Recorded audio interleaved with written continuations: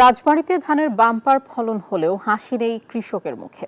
একদিকে দালাল, ফড়িয়া ও মধ্যস্বত্বভোগীদের দৌরাত্ম্য, অন্যদিকে ধানের সরকার নির্ধারিত দাম নিয়ে হতাশ তারা।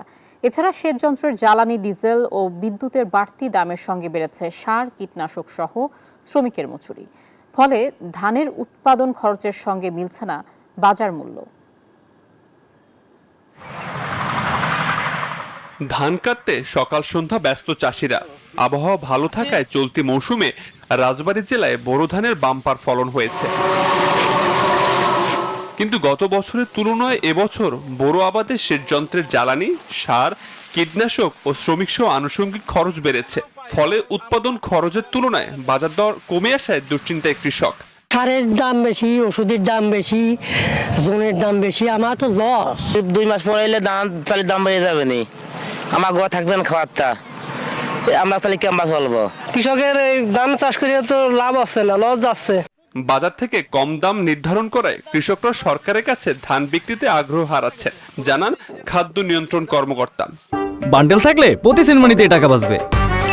বিকাশ সেনমানি বান্ডেল কিনে জিতুন প্রতি লেনদেনে।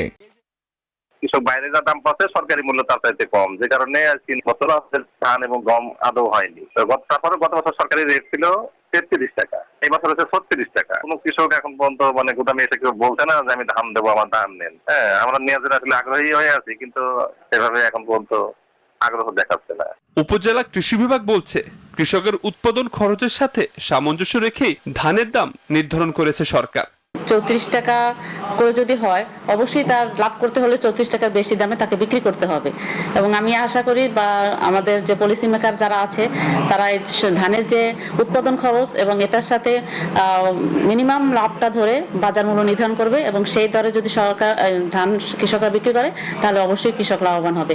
চলতি মৌসুমে রাজবাড়ী জেলায় প্রায় 13,000 হেক্টর জমিতে বোরো ধানের আবাদ হয়েছে, যার লক্ষ্যমাত্রা ধরা হয়েছে 57,000 metric ton. Desk report, news 24।